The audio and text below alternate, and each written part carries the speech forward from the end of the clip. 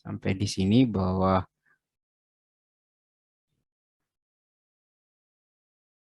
kita disuruh menulis seperti ini ya. Jadi dengan data-data yang sudah kita ketahui itu XT sama dengan amplitudo kali sin omega T. Ya, amplitudonya hasil dari ini ya, hasil hitungan ini itu mungkin 0,005 harusnya itu ya. 0,05 dikali dengan cos-nya itu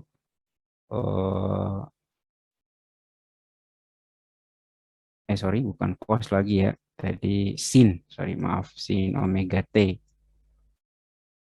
Sin kurung ya omeganya 30 T. Nah, eh, terakhir ditambah dengan ini sudut fasa. Nah, sudut fasanya sendiri berhasil dari hitungan ini gitu kan ya. Mungkin berapa mungkin ya. Mungkin, nah, itu nomor G. Nah, artinya di sini bahwa oh, untuk satu gerakan harmonik yang tadi adalah bahwa kita bisa menentukan kalau respon getarannya diberikan, maka semua komponen-komponen atau parameter dari getaran itu bisa ditentukan. Ya, bisa ditentukan, terutama yang nanti dalam aplikasi analisis vibrasinya yang kita perlukan itu adalah frekuensi, kemudian posisi, ya. Posisinya itu, nah, posisinya itu ditentukan oleh tadi persamaan responnya ini ya.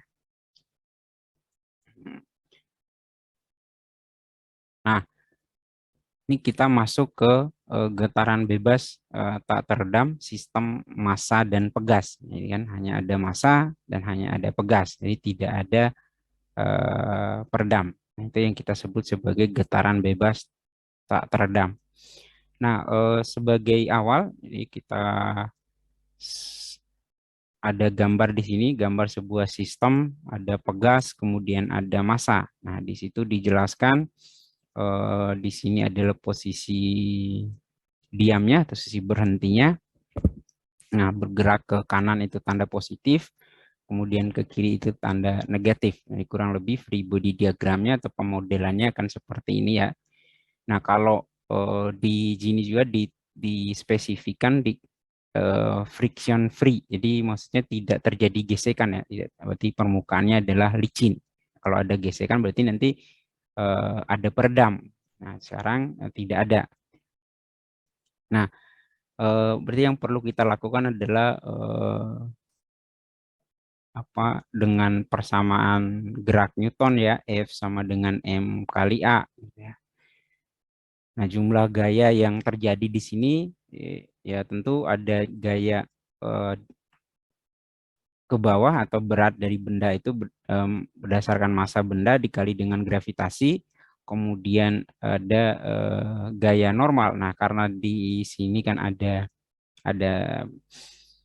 ada permukaan, jadi ini saling menolkan, jadi tidak ada gerakan ke arah vertikal, ya, tidak ada gerakan di arah vertikal yang atau tidak ada gaya, atau jumlah gaya di arah vertikalnya itu sama dengan nol. Nah, berarti kemudian yang ada adalah hanya pada gaya arah horizontal, yaitu karena pegas itu ya, min kx. Lalu kemudian seakan sama dengan massa dikali dengan percepatan massa itu. Nah, kemudian selanjutnya eh, persamaan ini diubah ke persamaan yang lebih khusus, analisis getaran. Jadi kalau dalam getaran itu eh, misal ada X gitu ya, kemudian atau posisi atau jarak, kemudian akan ada dx dt, itu kan kecepatan. Nah, dalam getaran itu kita simbolkan x dot ya. Nah, kemudian ada d kuadrat x dt kuadrat. Nah, itu kita simbolkan atau yang harusnya percepatan disimbolkan sebagai x dot ya. Nah, oleh karena itu eh, kalau kita masukkan definisi ini ke dalam persamaan apa persamaan jumlah gaya ya, jumlah gaya persamaan gerak Newton itu, yaitu kita dapatkan seperti ini. Nah, ini kan adalah massa kali percepatan dikali dengan gaya.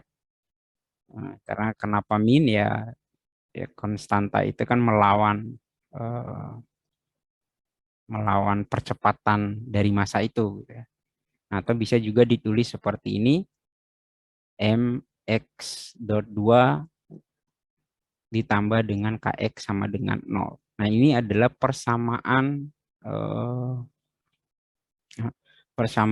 eh, gerak untuk sistem massa dan pegas atau sistem getaran bebas tak teredam. Nah, jadi kita tidak perlu capek-capek lagi nanti yang kita lakukan adalah menurunkan ini. Nah, tapi kan di matematika kan sudah dipelajari ya untuk menurunkan turunan pertama, turunan kedua itu kan sudah dipelajari, gitu ya.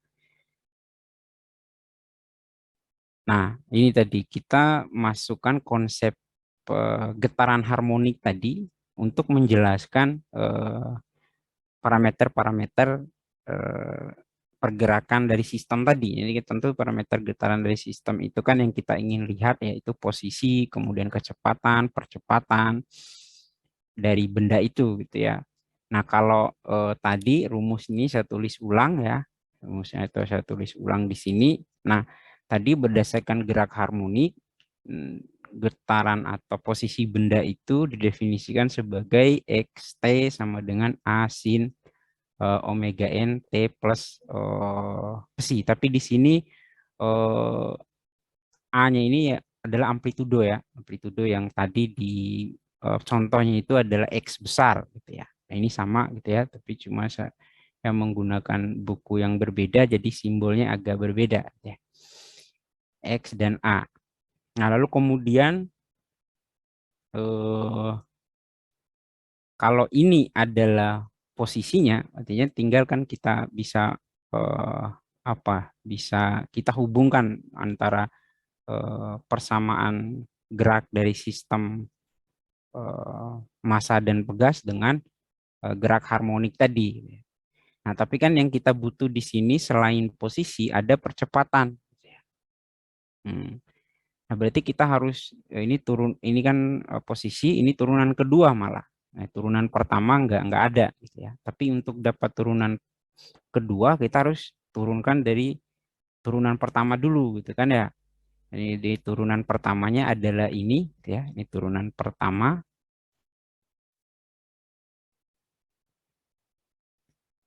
Ini maksudnya turunan sin cos gitu kan ya. Turunan cos min sin jadilah dia ini gitu kan ya. Kemudian turunan kedua.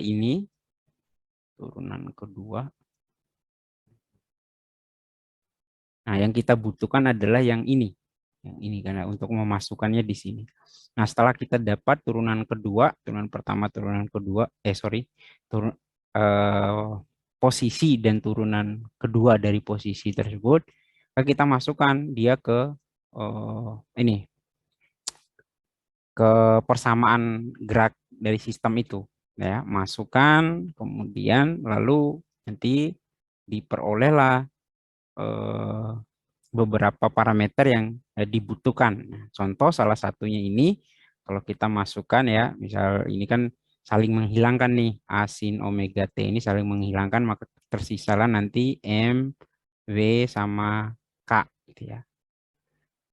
Nah, kalau kita uraikan M, W sama K itu, kalau kita mau cari frekuensinya, maka diperoleh ternyata hubungan antara frekuensi dan K per M itu adalah frekuensi kuadrat sama dengan K per M, atau frekuensi itu sama dengan akar K per M. Nah, di sini W ini kenapa ada N? Nah, ini untuk biasanya dalam sistem itu eh, dispesifikan bahwa ada natural frekuensi atau frekuensi alamiah, maka ditambah. Itu apa bedanya dengan W yang tadi? Ya sama, sama omeganya, nggak ada yang beda. Nah, tapi kalau dalam analisisnya sistem getaran kita lebih spesifik simbolnya yaitu omega n. atau saya tulis di sini frekuensi alamiah, ya. Frekuensi alamiah. Nah, inilah yang perlu kita cari gitu. Nah, ternyata untuk sistem pegas dan massa, frekuensi alamiah dari sistem itu, nah ini adalah eh, yang mempengaruhinya adalah konstanta dari pegas tersebut sama massa, gitu ya.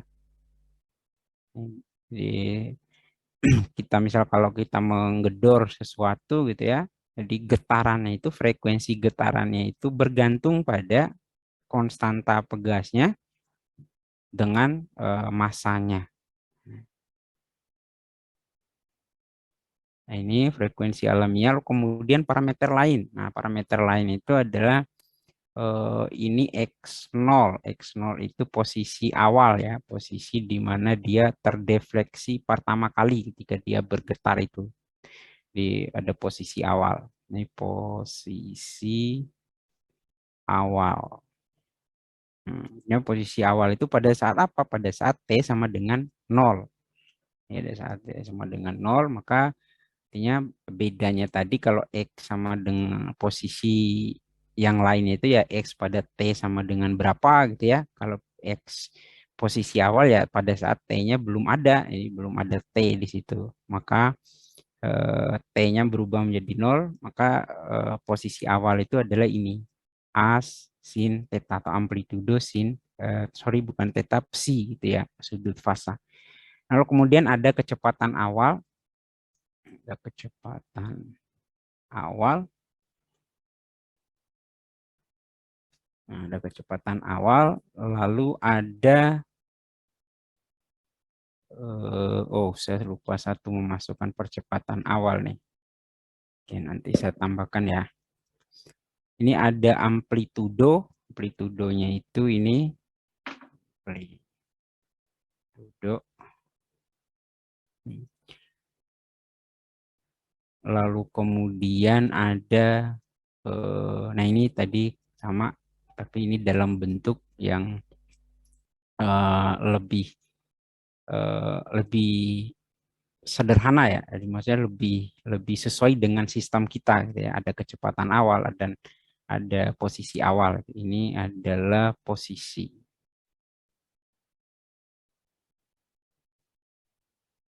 Nah, ini sebagai contoh ini diberikan untuk mengilustrasikan materi itu ya, perlu contoh ya untuk menggambarkannya. Kemudian diberikan sebuah kendaraan di sini, sebuah kendaraan, kemudian sistem suspensinya terdiri dari spring ya, spring mass system. Nah, kemudian di sini dijelaskan massa yang diukur, massa vehikelnya itu 30 gitu ya, 30 kilogram. Di massa sama dengan 30 kilogram. Nah, kemudian eh, nah di sini dinyatakan setelah dilakukan pengukuran ada frekuensi. Nah, kalau dia dalam dalam apa? Dalam satuan hertz, nah itu frekuensinya F ya. Sebenarnya sama sama F ya sama W tadi, tapi hubungannya adalah eh, dirubah karena satuannya saja gitu ya. F sama dengan 10 Hz.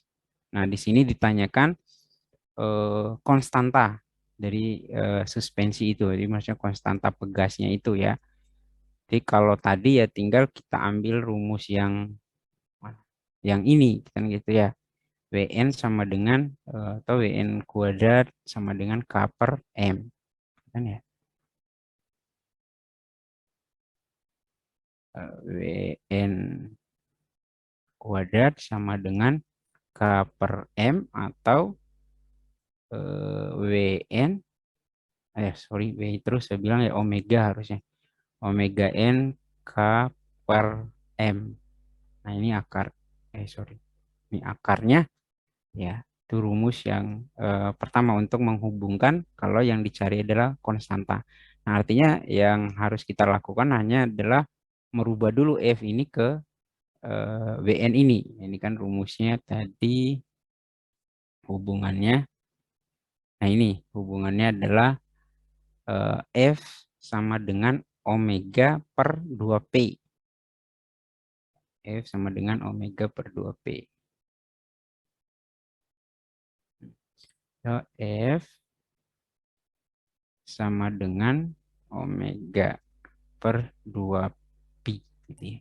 Artinya kalau kita mau cari omega, ya tinggal 2Pi F kan gitu ya. Nah, nanti dapat nilainya, nilai F-nya tinggal dimasukkan 10 kali 2Pi, lalu dikuadratkan dulu. Jadi udah dapat nilai WN-nya oh sorry, yang dicari tadi apa? Yang dicari adalah konstanta. Yang dicari adalah K, berarti K itu sama dengan oh, natural frekuensi dikali dengan M. Nah, masanya sudah diketahui, ya natural frekuensinya sudah diketahui juga. Nah, kemudian yang kedua, yang kedua ini hanya menghitung sini. Nah, yang kedua itu yang ditanya itu adalah amplitudo, kemudian sudut fasa, kemudian apa lagi? Itu saja ya. Nah, kemudian yang diketahui itu adalah massa 2 kilo, massa sistemnya, kemudian stiffness-nya atau konstanta pegasnya ya, itu adalah 200 Newton meter. Nah, ya tinggal nah ini kondisi-kondisinya yang diberikan gitu ya. Karena untuk mencari A dan psi itu, misal A itu apa tadi? Nah ini ya. A-nya sendiri adalah ini saya lupa tadi sudut fasa yang ini berarti ya sudut fasa. Nah, A-nya sendiri adalah ini ya. A sama dengan mana tadi? Aduh kok ke belakang sih. A sama dengan, nah itu tulis A sama dengan akar tadi ya. Akar berapa tadi? Akar natural frekuensi dikali dengan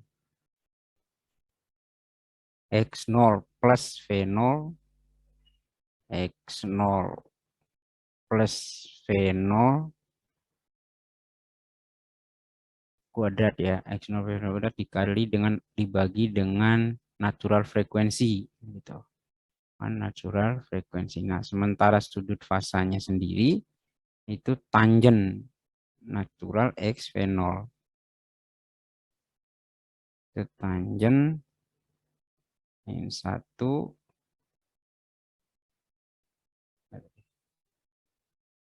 WN X0 V0. N X0 per V0.